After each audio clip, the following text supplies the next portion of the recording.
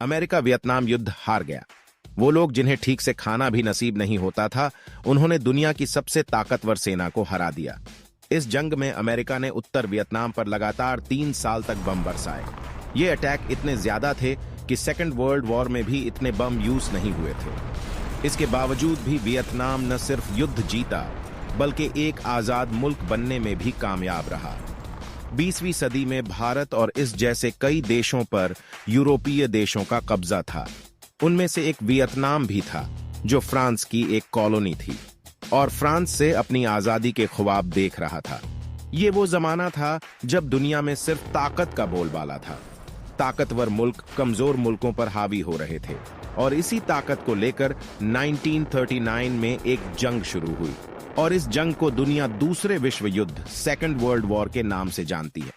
वो फ्रांस जो वियतनाम पर कब्जा किए हुए बैठा था, जर्मनी ने 1940 में उस पर कब्जा कर लिया और जर्मन के साथ ही जापान ने वियतनाम पर कब्जा कर लिया और इस तरह फ्रांस एम्पायर का वियतनाम से खात्मा हो गया। लेकिन वियतनाम अब भी गुलाम ही था, पहले फ्रांस का और अब जापान का। 1941 में वियतनाम के एक नेता हो शी मिन्ह, जो सोवियत संघ की साम्यवादी सरकार के समर्थक थे, वियतनाम की आजादी के लिए एक लीग बनाते हैं जिसे वियट मिन्ह के नाम से जाना गया, जिसका मकसद वियतनाम की आजादी थी। उधर 1945 आते आते हिरोशिमा और नागासाकी पर अमेरिकी परमाणु हमले के बाद जापान एम्पायर का भी खात्मा हो गया और साथ ही सेकेंड वर्ल्ड वॉर का भी। वियतनाम जापान से तो आजाद हो गया, लेकिन कहानी अभी खत्म नहीं हुई थी। जापान के वियतनाम से जाने के बाद फ्रांस एक बार फिर वियतनाम में अपने कदम जमाने की कोशिश करता है, लेकिन इस बार उसका सामना हो शी मिन्ह से होता है, जो फ्रांस के खिलाफ ऐलान जंग कर देता है।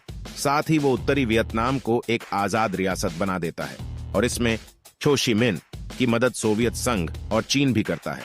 जबकि साउथ वियतनाम में फ्रांस की कठपुतली सरकार की हुकूमत बनाई जाती है, जिसे अमेरिका की भी फुल सपोर्ट मिलती है।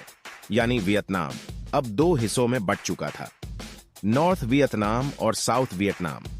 इसी बीच ये जान लेना जरूरी है कि सेकेंड वर्ल्ड वॉर के खात्मे के साथ ही अमेरिका और सोवियत संघ के बीच सुपर पावर बनने के लिए शीत युद्ध शुरू हो गया था, जिसके लिए दोनों ही देश दुनिया पर अपना गलबा बढ़ाने की कोशिश में दूसरे देशों में दखल दे रहे थे और अपनी विचारधारा को उन पर थोपना चाहते थे। और वियतनाम में भी यही हुआ। नॉर्थ वियतनाम को सोवियत संघ और चीन खुलकर सपोर्ट कर रहे थे, तो वहीं साउथ वियतनाम में फ्रांस को अमेरिका सपोर्ट कर रहा था। हो शी मिन्ह पूरे वियतनाम को आजाद कराने के लिए दक्षिण वियतनाम के खिलाफ जंग शुरू कर देते हैं। ये जंग 1946 से 1954 तक जारी रहती है, जिसमें फ्रांस को हार का सामना करना पड़ता है। इसके बाद 1954 में जिनेवा में एक मुआहिदा होता है, जिसमें फ्रांस को वियतनाम से मुकम्मल तौर पर निकलने के आदेश दे दिए जाते हैं। इसके अलावा नॉर्थ वियतनाम में हो शी मिन्ह को नेता बनाया गया और साउथ वियतनाम में नगो डिन डाइम को नेता बनाया जाता है। मुआहिदा में कहा जाता है कि 2 साल बाद वियतनाम में इलेक्शन कराए जाएंगे और जो पार्टी जीतेगी वही पूरे वियतनाम का कंट्रोल संभालेगी। ये एक अच्छा मुआहिदा था, लेकिन अमेरिका ने ऐसा होने नहीं दिया, क्योंकि जैसे जैसे वक्त करीब आ रहा था तो सबको यह भी पता चल गया था कि चुनाव नॉर्थ वियतनाम के हो शी मिन्ह ही जीतेंगे, जिसका मतलब था कि वियतनाम एक कम्युनिस्ट देश बन जाएगा और अमेरिका को यह गवारा नहीं था। अब एक बार फिर से अमेरिका साउथ वियतनाम के लीडर को सपोर्ट करता है, जिसकी बदौलत साउथ नेता नगो डिन डाइम इलेक्शन कराने से इनकार कर देता है। यानी अब एक और जंग की शुरुआत होने जा रही थी। हो शी मिन्ह को जब इलेक्शन न कराने की बात का पता चलता है तो वो साउथ वियतनाम के खिलाफ एक बार फिर ऐलाने जंग कर देते हैं और दोनों में घमसान की जंग होती है। यहां तक कि साउथ वियतनाम के नेता नगो डिन डाइम को भी कत्ल कर दिया जाता है। अब साफ जाहिर था कि पूरे वियतनाम में हो शी मिन्ह की कम्युनिस्ट सरकार की हुकूमत होगी, लेकिन इसके बाद अमेरिका झूठा इल्जाम लगाकर वियतनाम के खिलाफ खुला ऐलाने जंग कर देता है। असल में अब यह जंग सिर्फ नॉर्थ वियतनाम और साउथ वियतनाम की नहीं थी, बल्कि अमेरिका और सोवियत संघ के बीच कोल्ड वॉर भी थी। अमेरिका इस युद्ध में खुले तौर से एंट्री कर लेता है और 5 लाख से ज्यादा सेना दक्षिण वियतनाम में उतार दी जाती है, जो नॉर्थ वियतनाम पर लगातार 3 साल तक बम की बारिश करते हैं, जिसमें आम लोग बड़ी तादाद में मारे जाते हैं। जबकि वियतनामी सेना इस जंग में गोरिल्ला युद्ध का इस्तेमाल कर रही थी। जब अमेरिका उन पर बम बरसाता तो वो सुरंगों में छुप जाते और जैसे ही उन्हें मौका मिलता अपनी सुरंगों से निकलते और अमेरिकी सेना पर टूट पड़ते। ये सिलसिला काफी सालों तक जारी रहा, जिसमें हो ची मिन्ह का पलड़ा भारी रहा। अमेरिका वियतनाम में अपनी हार को देखकर एक ऑपरेशन चलाता है, जिसे रोलिंग थंडर के नाम से जाना जाता है।